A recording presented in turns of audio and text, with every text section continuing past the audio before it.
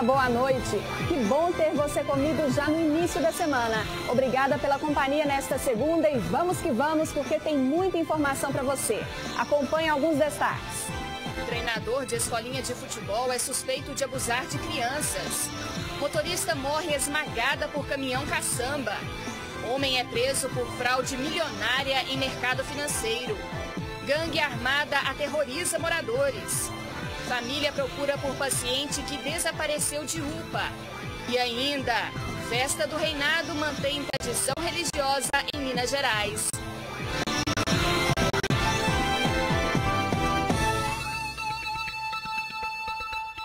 O técnico de futebol de um clube na região da Pampulha é suspeito de estuprar 4 meninos menores de idade que eram alunos dele. O suspeito foi preso após a denúncia de uma das famílias. O sonho de ser jogador de futebol se transformou em pesadelo. Esse menino de 10 anos frequentava a escolinha de futebol do Clube Progresso há 9 meses. O pai do garoto conhecia o treinador, Marcos Vinícius Folco, de 56 anos, que está preso preventivamente. Ele conta que ficou surpreso. Conheço ele já há 9 anos. É um cara casado, né? E quando eu fiquei sabendo, realmente eu fiquei sem chão. O modus operandi percebido por ele é exatamente de utilizar dessa condição de ascensão que ele tinha sobre as vítimas, no caso de ser treinador de futebol. Elas narraram fatos semelhantes, no sentido de que o sujeito praticava com elas atos libidinosos. Uma das vítimas narrou também a circunstância de conjunção carnal.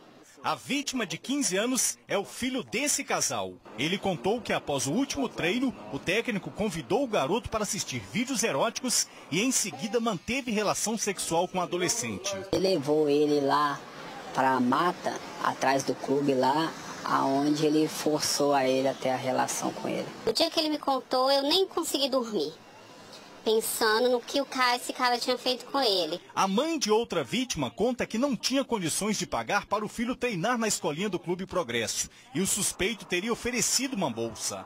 Tocou nas partes íntimas do meu filho, tentou fazer alguma coisa, mas meu filho não permitiu. Ficar passando o órgão dele, o órgão do meu filho. O caso foi descoberto após os pais de uma vítima estranharem o comportamento do filho. Uma das vítimas estava mais retraída, chorosa e se negando a ir para a aula de futebol. E os pais, ao conversarem com essa criança, ele acabou contando os fatos. Segundo a polícia, o suspeito também oferecia dinheiro entre R$ 5 e R$ 50 para as vítimas em troca do abuso.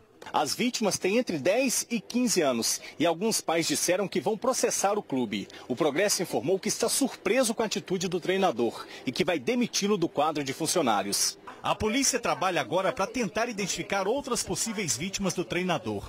Nós temos notícias no inquérito que esses fatos vinham acontecendo desde setembro de 2018, mas como a gente ainda não identificou todas as vítimas, pode ser que esses fatos já venham ocorrendo há mais tempo. Uma mulher morreu num acidente nessa manhã no bairro Santo Antônio, região centro-sul de BH. O carro em que ela estava foi arrastado por um caminhão que carregava uma caçamba cheia de entulho. O carro foi esmagado contra uma lixeira e uma árvore. Ivanilda José Basílio Felisberto, de 59 anos, morreu na hora. Um outro carro também foi atingido pelo caminhão, mas o motorista conseguiu se salvar pulando do veículo em movimento. A rua Professor Aníbal de Matos tem proibição de tráfego pesado. O caminhoneiro foi detido e será autuado por transitar em local proibido, além de responder pela morte da motorista. O mineiro suspeito de comandar um esquema milionário de pirâmide financeira foi preso em um resort de luxo na Bahia. A Polícia Civil descobriu que ele começou a atuar em Montes Claros, aqui em Minas, e usava um suposto negócio em criptomoedas para atrair vítimas de todo o país. Com ele foram apreendidas armas e munição.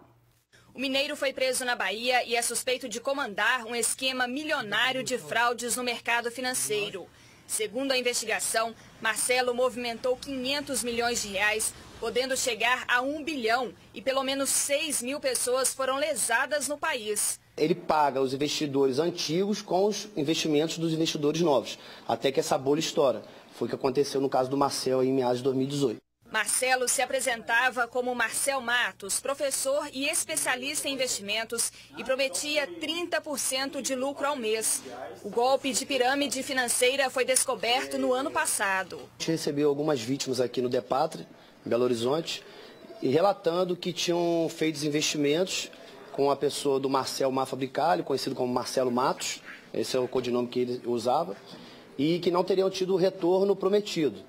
E a gente começou a aprofundar esse discurso e percebemos que, na verdade, não eram apenas vítimas de Minas. Tratava de vítimas aí de todo o estado da federação. Segundo a Polícia Civil, o estelionatário investia em criptomoedas.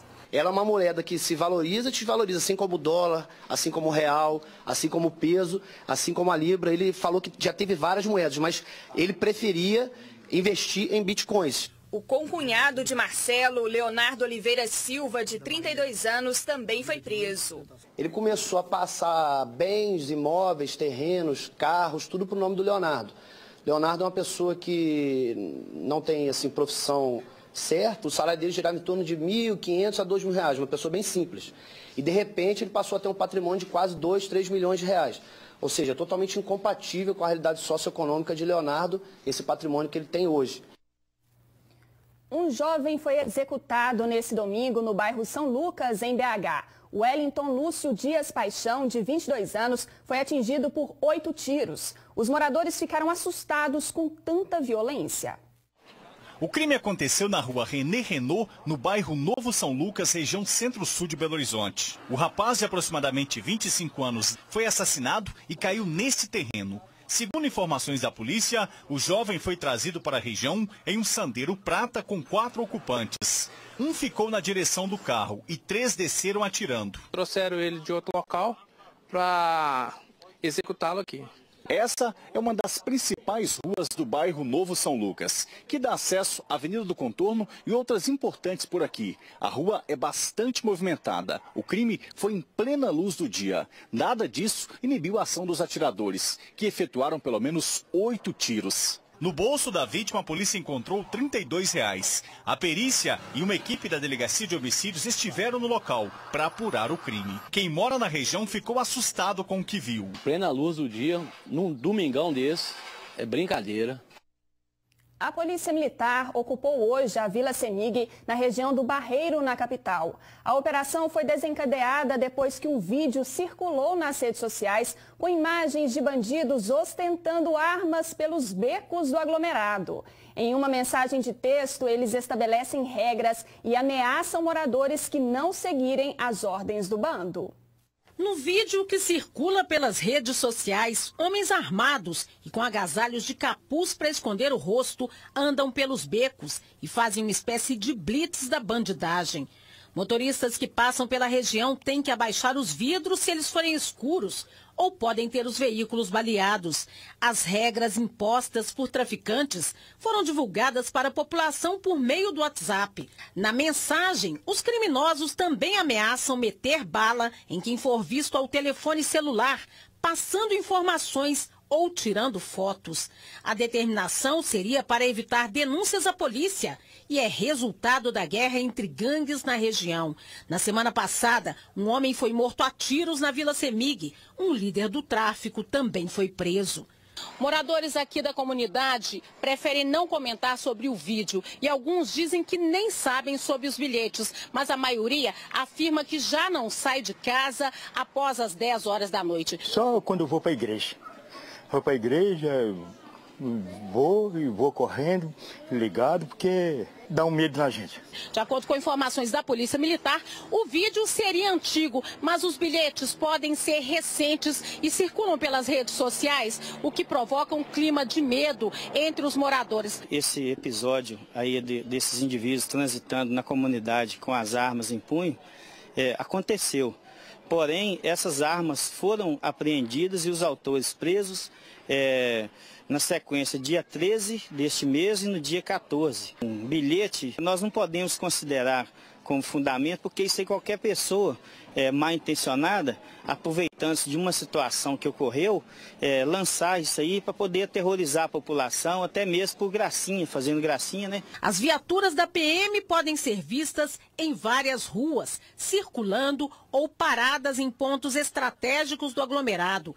Guardas municipais também estão na rua. Várias viaturas dão segurança próximo a essa escola. De acordo com a PM, o policiamento reforçado continua também durante a noite. Nós acompanhamos então as viaturas da Polícia Militar que fazem um rastreamento aqui pela Vila Semig, saturando a região para dar a sensação de tranquilidade aos moradores. Eu sinto a coisa mais confortada quando a polícia está aqui. A senhora gosta? Eu gosto. Dá mais segurança? Eu acho que dá. Pedro Meyer Ferreira Guimarães, conhecido como Maníaco do Anchieta, está de volta às ruas.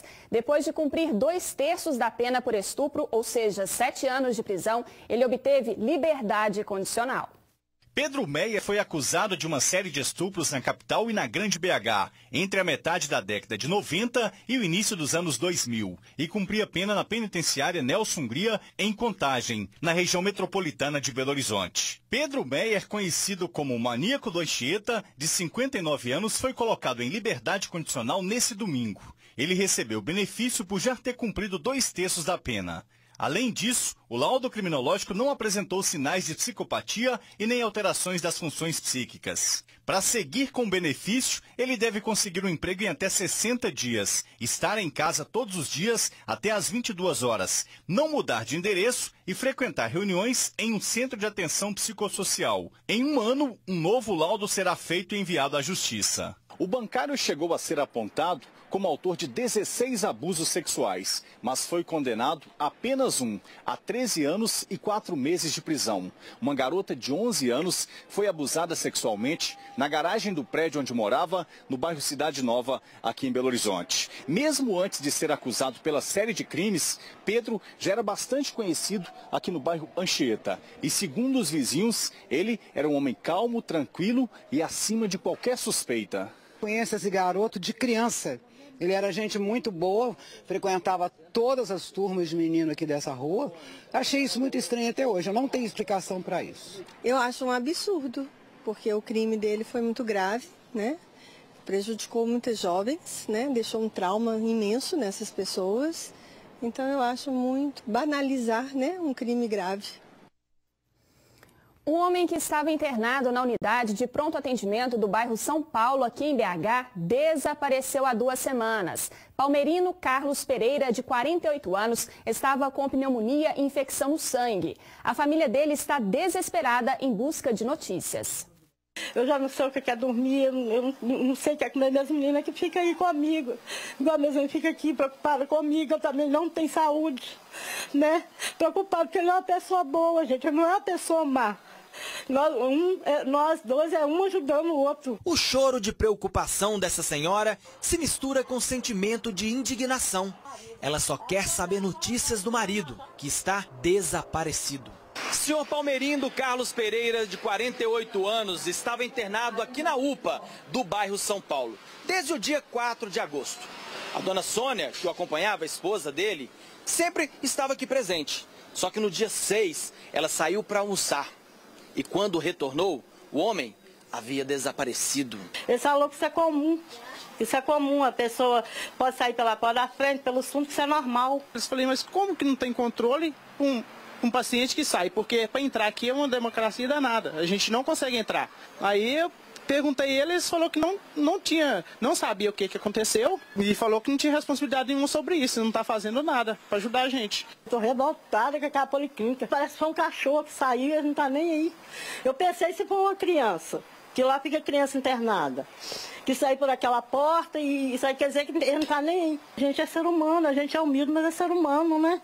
A gente também merece atenção. Segundo a Secretaria Municipal de Saúde, todo paciente tem o direito de ir e vir. Não é permitido manter pessoas em tratamento contra a própria vontade, a não ser aquelas com risco de morte ou sob ordem judicial. A Secretaria disse que o palmerino Carlos Pereira não se enquadrava nessa condição e o caso está sendo investigado. A umidade relativa do ar deve aumentar nesta semana, ainda bem, né? Mais detalhes sobre o tempo para esta terça-feira em Belo Horizonte e outras cidades agora no mapa.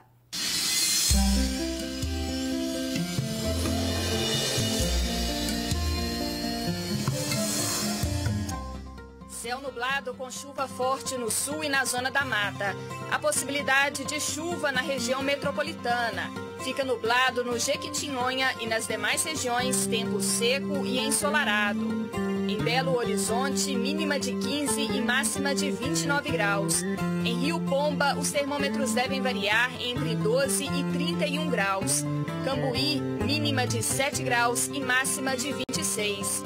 Em Santa Vitória, mínima de 13 graus e máxima de 32. E em Montes Claros, variação entre 12 e 35 graus.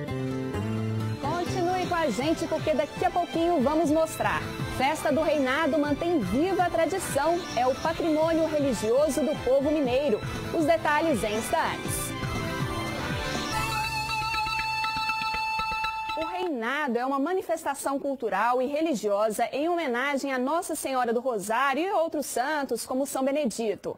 A tradição é mantida pela fé e devoção de muitos fiéis. Em Bom Despacho, no Centro-Oeste Mineiro, a festa existe há 111 anos e o Reinado é considerado patrimônio imaterial. Roupas coloridas e muita música em homenagem a Nossa Senhora do Rosário.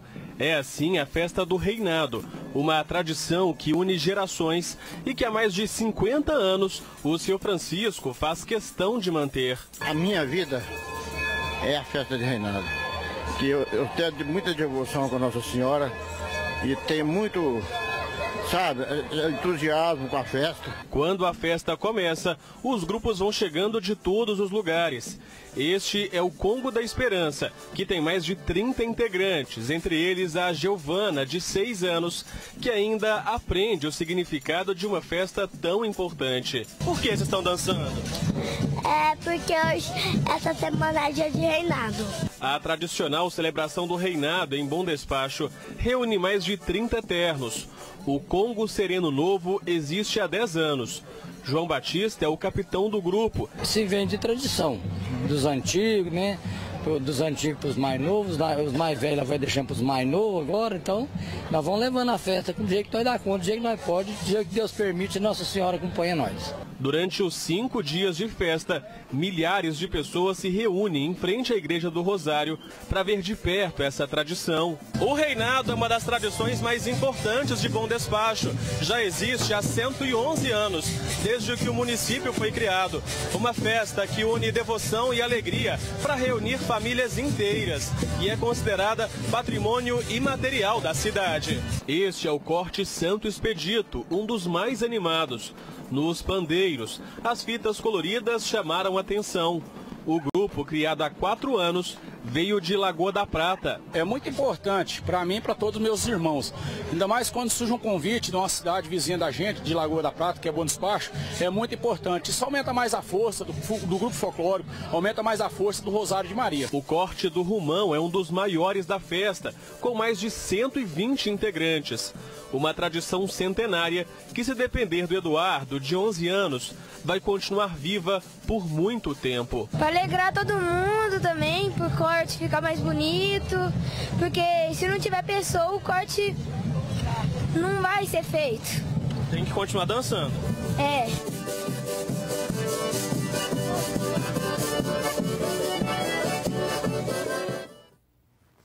Quer rever alguma reportagem que foi exibida hoje? Então acesse alterosa.com.br/JA. No site você pode fazer comentários e compartilhar as notícias em suas redes sociais. Você também encontra essa edição completa com todas as notícias do dia. Obrigada por começar a semana com a gente. Amanhã estaremos de volta aqui no JA com mais notícias para você, a partir de 7h15 da noite. Tchau!